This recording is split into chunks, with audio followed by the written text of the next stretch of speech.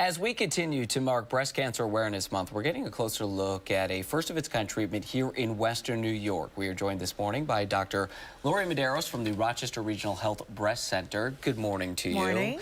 We've been talking about this treatment is really only in some big cities right now. Yeah. And here in Rochester. You guys started it in December, so almost a year now. Yeah. Describe, it's called IORT. What does that mean?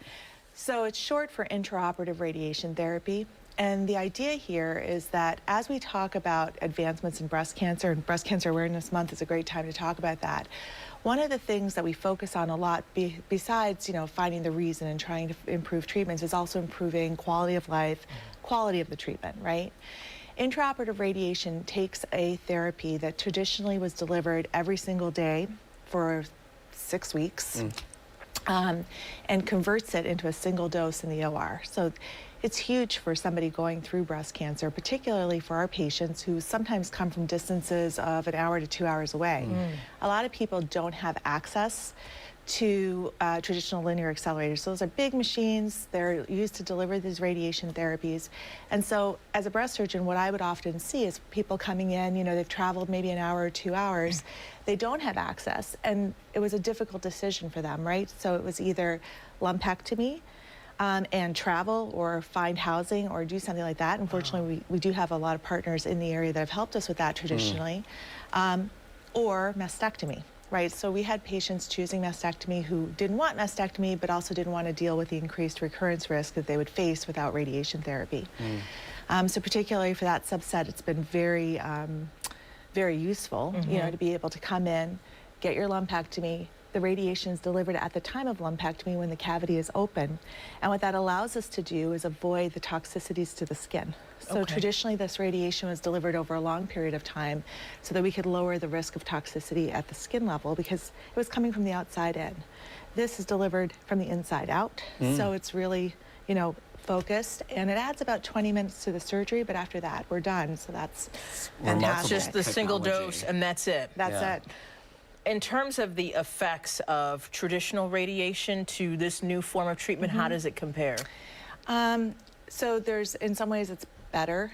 So intraoperative radiation therapy is for a select group of women, obviously, but we don't see any of the skin changes. So traditionally, what people experience with whole breast radiation tends to be very akin to having an intense sun exposure to the breast. So some people get sunburn, but some people get blistering burns. The skin darkens, thickens. It can sometimes be painful, and a lot of fatigue.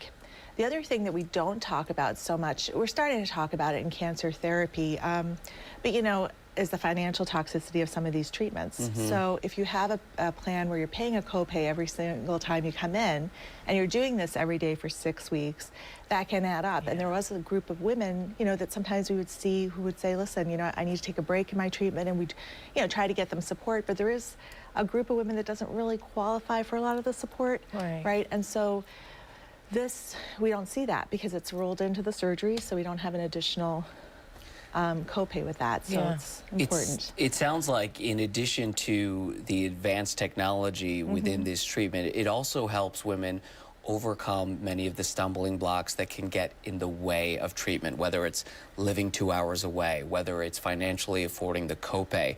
We think of it as the treatment in and of itself, but there's a lot of stumbling blocks that can come with it too, and that seems to help with that as well. Yeah, so it's for us, our big drive for this was really to overcome some of these barriers. We treat anywhere between close to 800 breast cancers a year, and a lot of these actually travel to us from a distance, as far as 2 hours away. So for us, we were seeing a lot of this, and so it's been a really great alternative in those cases.